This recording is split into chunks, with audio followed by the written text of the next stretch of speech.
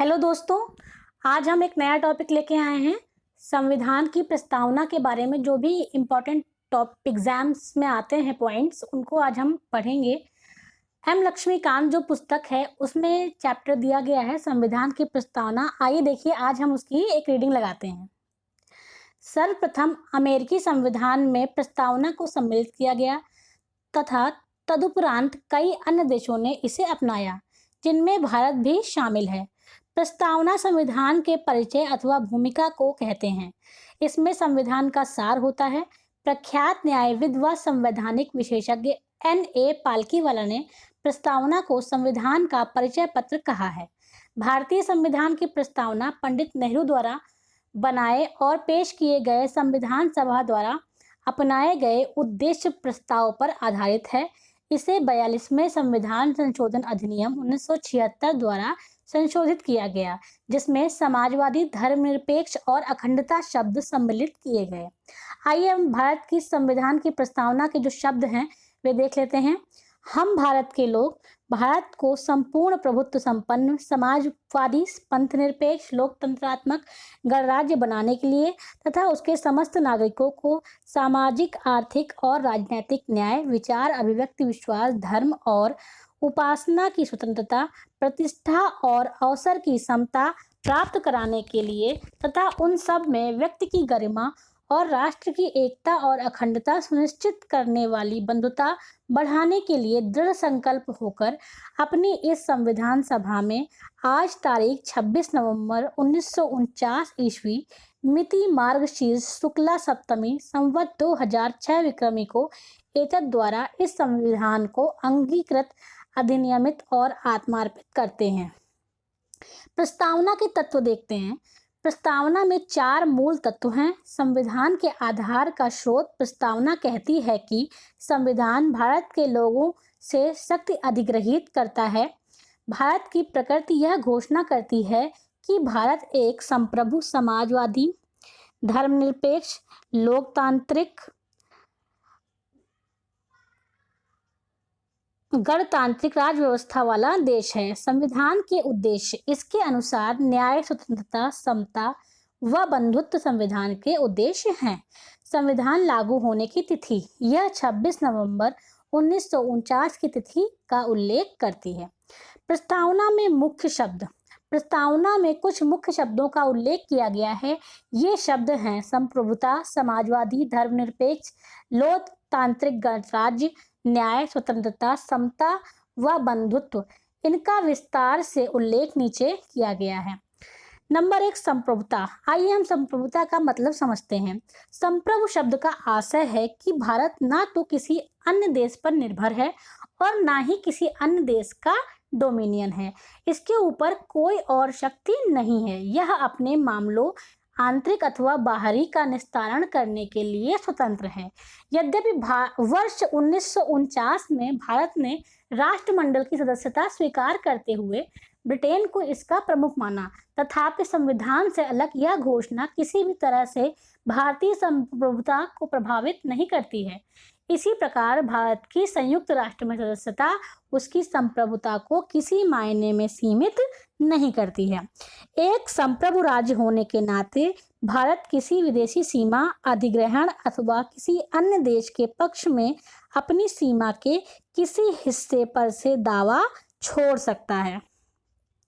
दूसरा शब्द है समाजवादी। वर्ष 1976 के 42वें संविधान संशोधन से पहले भी भारत के संविधान में नीति निर्देशक सिद्धांतों के रूप में समाजवादी लक्षण मौजूद थे। दूसरे शब्दों में जो बात पहले संविधान में अंतर्निहित थी उसे स्पष्ट रूप से जोड़ दिया गया और फिर कांग्रेस पार्टी ने समाजवादी स्वरूप को स्थापित करने के लिए 1955 में अवार्डी सत्र में एक प्रस्ताव पारित कर उसके अनुसार कार्य किया। यह बात ध्यान देने योग्य है कि भारतीय समाजवाद लोकतांत्रिक समाजवाद है, ना कि साम्यवादी समाजवाद, जिसे राज्याश्रित समाजवाद भी कहा जाता है, जिसमें उत्पादन और वितरण के सभी साधनों का राष्ट्रीयकरण और निजी संपत्ति का उन्मूलन शामिल है। लोकतांत्रिक समाजवाद मिश्रित अर्थव्यवस्था में आस्था रखता है, जहां सार्वजनिक व निजी क्षेत्र साथ साथ मौजूद रहते हैं। जैसा कि सर्वोच्च न्यायालय कहता है, लोकतांत्रिक समाजवाद का उद्देश्य गरीबी, उपेक्षा, बीमारी व अवसर की असमानता को समाप्त करना है। भारतीय समाजवाद मार्क्सवाद और गांधीवाद का मिला-जुला रूप है, जिसमें गांधीवादी समाजवाद की ओर ज्यादा झुकाव है। उदारीकरण, निजीकरण एवं वैश्वीकरण की नई आर्थिक नीति 1991 ने हालांकि भारत के समाजवादी प्रतिरूप को थोड़ा लचीला बनाया है। नंबर 3, धर्मनिरपेक्ष।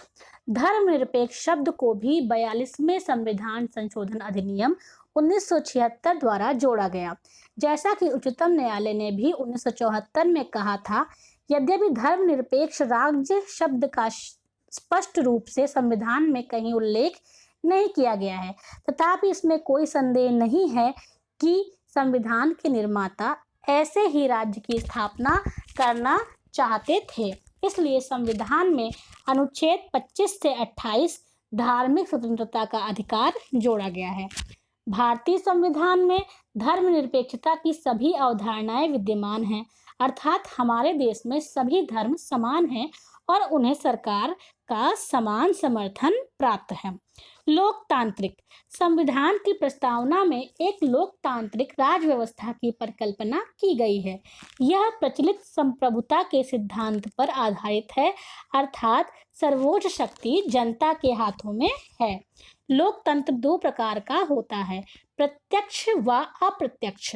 प्रत्यक्ष लोकतंत्र में लोग अपनी शक्ति का इस्तेमाल प्रत्यक्ष रूप से करते हैं, जैसे कि स्विट्जरलैंड में।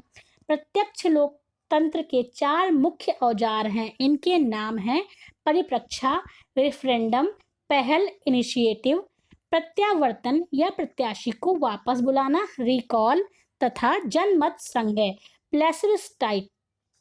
दूसरी ओर अप्रत्यक्ष लोकतंत्र में लोगों द्वारा चुने गए प्रतिनिधि सर्वोच्च शक्ति का इस्तेमाल करते हैं और सरकार चलाते हुए कानूनों का निर्माण करते हैं। इस प्रकार के लोकतंत्र को प्रतिनिधि लोकतंत्र भी कहा जाता है। यह 2 प्रकार का होता है, संसदीय और राष्ट्रपति के अधीन। भारतीय संविधान में प्रतिनिधि संसदीय लोकतंत्र की व्यवस्था है, जिसमें कार्यकारिणी अपनी सभी नीतियों और कार्यों के लिए विधायिका के प्रति जवाबदेह है। वयस्क मताधिकार, सामयिक चुनाव, कानून की सर्वोच्चता, न्यायपालिका की स्वतंत्रता व भेदभाव का अभाव भारतीय राजव्यवस्था के लोकतांत्रिक लक्षण के स्वरूप हैं। संविधान की प्रस्तावना में लोकतांत्रिक शब्द का इस्तेमाल वृहद रूप में किया गया है, जिसपे न केवल राजनीतिक लोकतंत्र बल्कि सामाजिक व आर्थिक लोकतंत्र को भी शामिल किया गया है। इस आयाम पर डॉक्टर अंबेडकर ने 25 नवंबर 1949 को संविधान सभा में दिए गए अपने समापन भाषण में विशेष बल देते हुए कहा था कि राजनीतिक लोकतंत्र तब तक स्थायी नहीं बन सकता जब तक कि उसके मूल में सामाजिक लोकतंत्र ना हो। सामाजिक लोकतंत्र का क्या अर्थ है? इसका अर्थ है वह जीवन शैली जो स्वाधीनता, समानता, भ्रातृत्व को मान्यता देती है। स्वाधीनता, समानता और भ्रातृत्व के सिद्धांतों को अलग से एक त्रयी के रूप में नहीं देखा जाना चाहिए। ये आपस में मिलकर एक त्रयी की रचना इस अर्थ में करते हैं कि यदि इनमें एक को भी अलग कर दिया जाए तो लोकतंत्र का उद्देश्य ही पराजित हो जाता है। स्वाधीनता को समानता से अलग नहीं किया जा सकता और समानता को स्वाधीनता से अलग नहीं किया जा सकता है। उसी प्रकार स्वाधीनता और समानता को भ्रातृत्व या बंधुत्व से भी अलग नहीं किया जा सकता है। समानता के अभाव में स्वाधीनता से कुछ का आधिपत्य अनेक पर स्थापित होने की स्थिति बनेगी। समानता बिना स्वाधीनता के व्यक्तिगत पहल अथवा उद्यम को समाप्त कर देगी। इसी संदर्भ में सर्वोच्च न्यायालय ने 1997 में व्यवस्था दी, संविधान एक समत्वपूर्ण सामाजिक व्यवस्था की स्थापना का लक्षण रखता है, जिससे कि प्रत्येक नागरिक को भारत गणराज्य के सामाजिक सर्व आर्थिक लोकतंत्र में सामाजिक, आर्थिक और राजनीतिक न्याय प्रदान किया जा सके। गणतंत्र एक लोकतांत्रिक राज व्यवस्था को दो वर्गों में बांटा जा सकता है, राजशाही और गणतंत्र। राजशाही व्यवस्था में राज्य का प्रमुख आमतौर पर राजा या रानी उत्तराधिकारिता के माध्यम से पद पर आसीन होता है, जैसा कि ब्रिटेन में। वहीं गणतंत्र में राज्य प्रमुख हमेशा प्रत्यक्ष अथवा अप्रत्यक्ष रूप से एक निश्चित समय के लिए चुनकर आता है, जैसे अमेरिका। इसलिए भारतीय संविधान की प्रस्तावना में गणतंत्र का अर्थ यह है कि भारत का प्रमुख अर्थात राष्ट्रपति चुनाव के जरिए सत्ता में आता है। उसका चुनाव 5 वर्ष के लिए अप्रत्यक्ष रूप से किया जाता है। गणतंत्र के अर्थ में दो और बातें शामिल हैं। पहली यह कि राजनीतिक संप्रभुता किसी एक व्यक्ति जैसे राजा के हाथ में होने की बजाय लोगों के हाथ में होती है, और दूसरी किसी भी विशेषाधिकार प्राप्त वर्ग की अनुपस्थिति इसमें होती है। इसलिए हर सार्वजनिक कार्यालय बगैर किसी भेदभाव के प्रत्येक नागरिक के लिए खुला होगा। 6. प्रस्तावना में न्याय 3 भिन्न रूपों में शामिल है, सामाजिक, आर्थिक व राजनैतिक। इनकी सुरक्षा मौलिक अधिकार व नीति निर्देशक सिद्धांतों के विभिन्न उपबंधों के जरिए की जाती है। सामाजिक न्याय का अर्थ है हर व्यक्ति के साथ जाति, रंग, धर्म, लिंग के आधार पर बिना भेदभाव किए समान व्यवहार। इसका मतलब है समाज में किसी वर्ग विशेष के लिए विशेषाधिकारों की अनुपस्थिति और अनुसूचित जाति एवं जनजाति, अन्य पिछड़े वर्ग तथा महिलाओं की स्थिति में सुधार। आर्थिक न्याय का अर्थ है आर्थिक कारणों के आधार पर किसी भी व्यक्ति से भेदभाव नहीं किया जाएगा। इसमें संपदा, आय व संपत्ति की असमानता को दूर करना भी शामिल है। सामाजिक न्याय और आर्थिक न्याय का मिला जुला रूप अनुपाती न्याय को परिलक्षित करता है। राजनैतिक न्याय का अर्थ है कि हर व्यक्ति को समान राजनीतिक अधिकार प्राप्त होंगे, चाहे वो राजनीतिक दफ्तरों में प्रवेश की बात हो अथवा अपनी बात सरकार तक पहुंचाने का अधिकार हो। सामाजिक, आर्थिक व राजनीतिक न्याय के इन तत्वों को 1917 की रूसी क्रांति से लिया गया है। स्वतंत्रता का अर्थ है लोगों की गतिविधियों पर किसी भी प्रकार की रोक टोक की अनुपस्थिति तथा साथ ही व्यक्ति के विकास के लिए अवसर प्रदान करना। प्रस्तावना हर व्यक्ति के लिए मौलिक अधिकारों के जरिए अभिव्यक्ति, विश्वास, धर्म उपासना की स्वतंत्रता सुरक्षित करती है। इसके हनन के मामले में कानून का दरवाजा खटखटाया जाता है। जैसा कि प्रस्तावना में कहा गया है कि भारतीय लोकतांत्रिक व्यवस्था को सफलतापूर्वक चलाने के लिए स्वतंत्रता परम आवश्यक है। हालांकि स्वतंत्रता का अभिप्राय यह नहीं है कि हर व्यक्ति को कुछ भी करने का लाइसेंस मिल गया हो। स्वतंत्रता के अधिकार का इस्तेमाल संविधान में लिखी सीमाओं के भीतर ही किया जा सकता है। संक्षेप में कहा जाए तो प्रस्तावना में प्रदत्त स्वतंत्रता एवं मौलिक अधिकार शर्त रहित नहीं है। हमारी प्रस्तावना में स्वतंत्रता, समता और बंधुत्व के आदर्शों को फ्रांस की क्रांति से लिया गया है। समता का अर्थ है समाज के किसी भी वर्ग के लिए विशेषाधिकार की अनुपस्थिति और बिना किसी भेदभाव के हर व्यक्ति को समान अवसर प्रदान करने का उपबंध। भारतीय संविधान की प्रस्तावना हर नागरिक को स्थिति और अवसर की समता प्रदान करती है। इस उपबंध में समता के 3 आयाम शामिल हैं: नागरिक, राजनैतिक व आर्थिक। मौलिक अधिकारों पर निम्न प्रावधान नागरिक समता को सुनिश्चित करते हैं: विधि के समक्ष समता, आर्टिकल 14, धर्म, जाति, लिंग, जन्मस्थान के आधार पर मूल वंश निषेध, आर्टिकल 15, लोक नियोजन के विषय में अवसर की समता, आर्टिकल 16, अस्पृश्यता का अंत, आर्टिकल 17 और उपाधियों का अंत, आर्टिकल 18।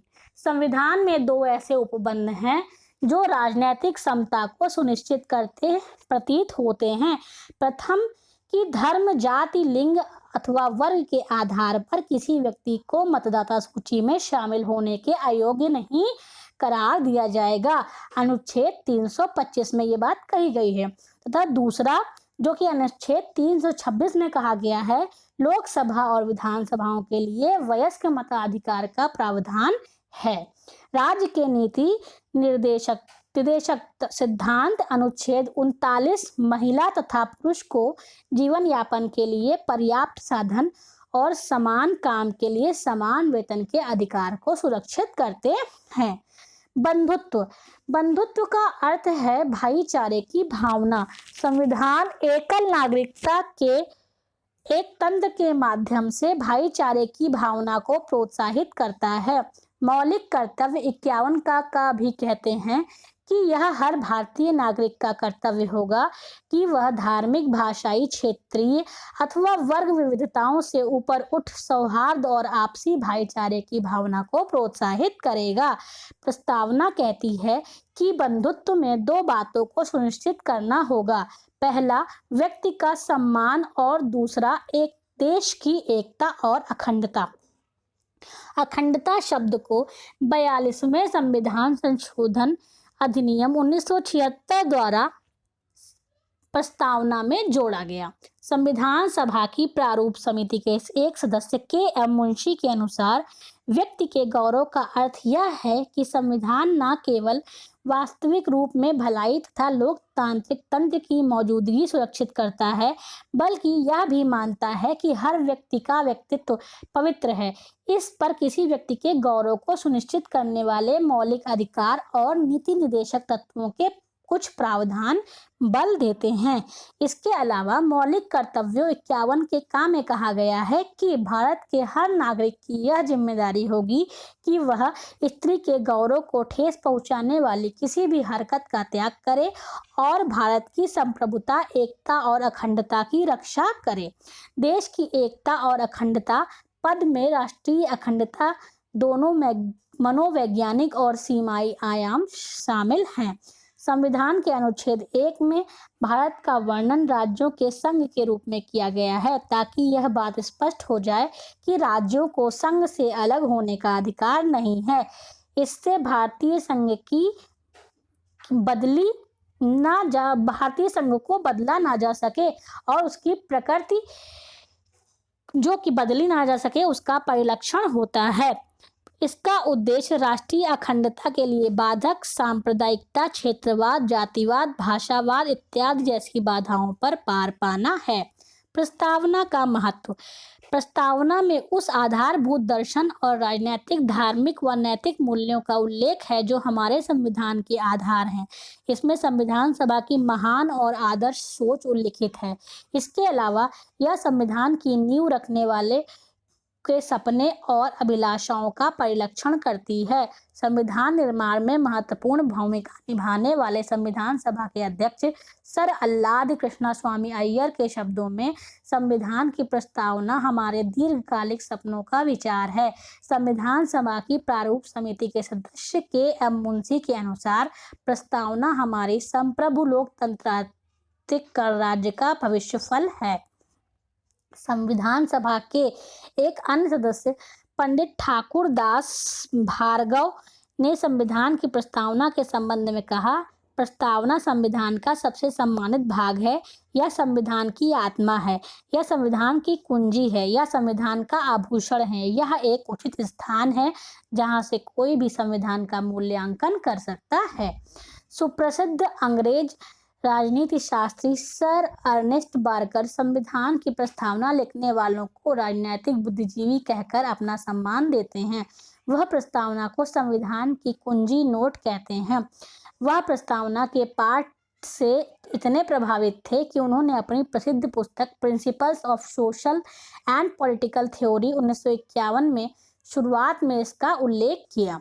भारत के पूर्व मुख्य न्यायाधीश एम. हिदायतुल्लाह मानते हैं, प्रस्तावना अमेरिका की स्वतंत्रता की घोषणा के समान है, लेकिन यह घोषणा से भी ज्यादा है। यह हमारे संविधान की आत्मा है, जिसमें हमारे राजनीतिक समाज के तौर तरीकों को दर्शाया गया है। इसमें गंभीर संकल्प शामिल हैं, जिनमें एक की क्रांति ही परिवर्तित कर सकती है। संविधान के एक भाग के रूप में प्रस्तावना को लेकर एक विवाद रहता है कि क्या यह संविधान का भाग है या नहीं। बेड़ू-बारी संघ मामले 1960 में उच्चतम न्यायालय ने कहा कि प्रस्तावना संविधान में निहित सामान्य प्रयोजनों को दर्शाता है और इसलिए संविधान निर्माताओं के मस्तिष्क के लिए एक कुंजी है। इसके अतिरिक्त अनुच्छेद में प्रयोग की गई व्यवस्थाओं के अनेक अर्थ निकलते हैं। इस व्यवस्था के उद्देश्य को प्रस्तावना में शामिल किया गया है। प्रस्तावना की विशेषता को स्वीकार करने के लिए इस उद्देश्य के बारे में व्याख्या करते हुए उच्चतम न्यायालय ने कहा कि प्रस्तावना संविधान का भाग नहीं है। किंतु केशवानंद भारती मामले 1973 में उच्चतम न्यायालय ने पूर्व व्याख्या को अस्वीकार कर दिया और यह व्यवस्था दी कि प्रस्तावना संविधान का भाग है। यह महसूस किया गया कि प्रस्तावना संविधान का अति महत्वपूर्ण हिस्सा है और संविधान की प्रस्तावना में उल्लिखित महान विचारों को ध्यान में रखकर संविधान का अध्ययन किया जाना चाहिए। LIC ऑफ इंडिया मामले 1995 में भी पुनः उच्चतम न्यायालय ने व्यवस्था दी कि प्रस्तावना संविधान का आंतरिक हिस्सा है। संविधान के अन्य भागों की तरह ही संविधान सभा ने प्रस्तावना को भी बनाया, परंतु जबकि अन्य भाग पहले से ही बनाए जा चुके थे, प्रस्तावना को अंत में शामिल किए जाने के कारण यह था कि इसे सभा द्वारा स्वीकार किया गया। जब प्रस्तावना पर मत व्यक्त किया जाने लगा तो संविधान सभा के अध्यक्ष ने कहा, प्रश्न यह है कि प्रस्तावना संविधान का भाग है। इस प्रस्ताव को तब स्वीकार कर लिया गया, लेकिन उच्चतम न्यायालय द्वारा वर्तमान मत दिए जाने के बाद प्रस्तावना संविधान का भाग है। यह संविधान के जनकों के मत से साम्यता रखता है। 2 तथ्य उल्लेखनीय हैं। प्रस्तावना न तो संविधान की शक्ति का स्रोत है और न ही उसकी शक्तियों पर प्रतिबंध लगाने वाला है। यह गैर न्यायिक है, अर्थात इसकी व्यवस्थाओं को न्यायालय में चुनौती नहीं दी जा सकती है। प्रस्तावना में संशोधन की संभावना। क्या प्रस्तावना में संविधान की धारा 368 के तहत संशोधन किया जा सकता है? यह प्रश्न पहली बार ऐतिहासिक केस केशवानंद भारती मामले 1973 में उठा। यह विचार सामने आया कि इसमें संशोधन नहीं किया जा सकता है क्योंकि यह संविधान का भाग नहीं है। याचिकाकर्ता ने कहा कि अनुच्छेद 368 के जरिए संविधान के मूल तत्व व मूल विशेषताओं जो कि प्रस्तावना में उल्लेखित हैं को ध्वस्त करने वाला संशोधन नहीं किया जा सकता है। हालांकि उच्चतम न्यायालय ने यह व्यवस्था दी कि प्रस्तावना संविधान का एक भाग है। न्यायालय ने अपना यह मत बेड़ू-बारी संघ 1960 के तहत दिया और कहा कि प्रस्तावना को संशोधित किया जा सकता है, बशर्ते मूल विशेषताओं में संशोधन नहीं किया जाए। दूसरे शब्दों में न्यायालय ने व्यवस्था दी कि प्रस्तावना में निहित मूल विशेषताओं को अनुच्छेद 368 के तहत संशोधित नहीं किया जा सकता है। अब तक प्रस्तावना को केवल 42वें संविधान संशोधन द्वारा 1976 के तहत संशोधित किया गया है। इसके जरिए इसमें 3 नए शब्दों को जोड़ा गया है, समाजवादी, धर्मनिरपेक्ष एवं अखंडता, और इस संशोधन को वैध ठहराया गया।